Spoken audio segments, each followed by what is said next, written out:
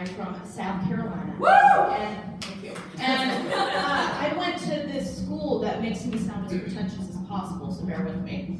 Not only did I go to an art school, but an art boarding school. Ooh, yeah. They taught me well there. Show of hands if you are familiar with Fame or High School Musical. Yeah. Well, it wasn't like that. Yeah, we actually, we had our singers and our dancers and our musicians and all that jazz, but very rarely did we break into song. And I mean, very rarely. No, usually if you just looked around my high school, you would just see a bunch of sad artists wishing they were in bed. What do you call an art student after 7 days of work? Weak. So there's this one dancer boy that always wanted to flirt with me. And so a normal teenage boy would just nudge you or just text you or just try to talk to you.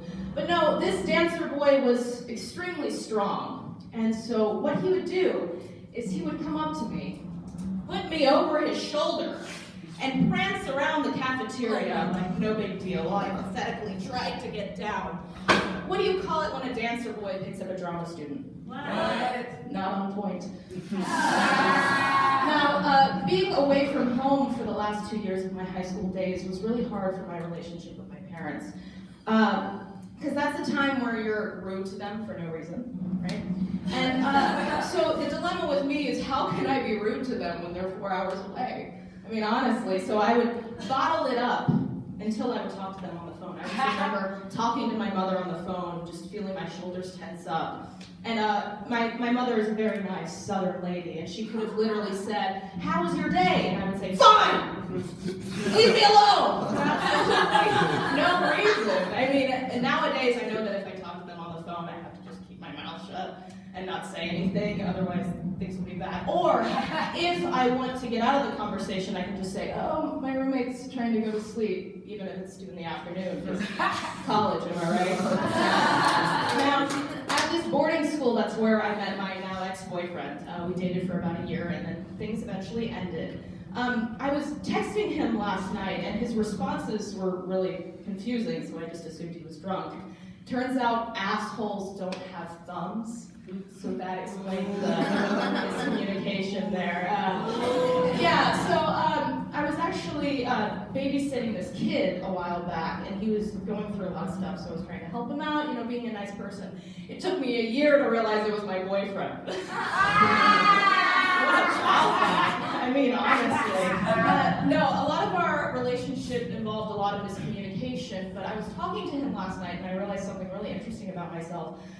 Whenever I'm extremely angry at someone, my vocabulary improves immensely. We were talking about our now friendship the other night, okay.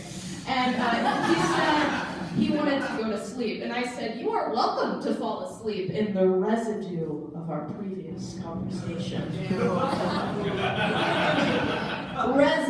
Do you understand how badass I felt after that? I mean, honestly, no, actually, what do you call a well-said communication? What? Well, according to me, an impressively prosperous exchange. No, actually, our relationship ended because of his hatred of fruit. I gave him a mango, and needless to say, man, did he go. Well, what's important to think of right now is that this is important to me. I am at a good point in my life. I'm a single lady ready to take on the world. Thank you. And, I know that I'm no longer angry at my ex, because I know that if I was, I would want to slap him.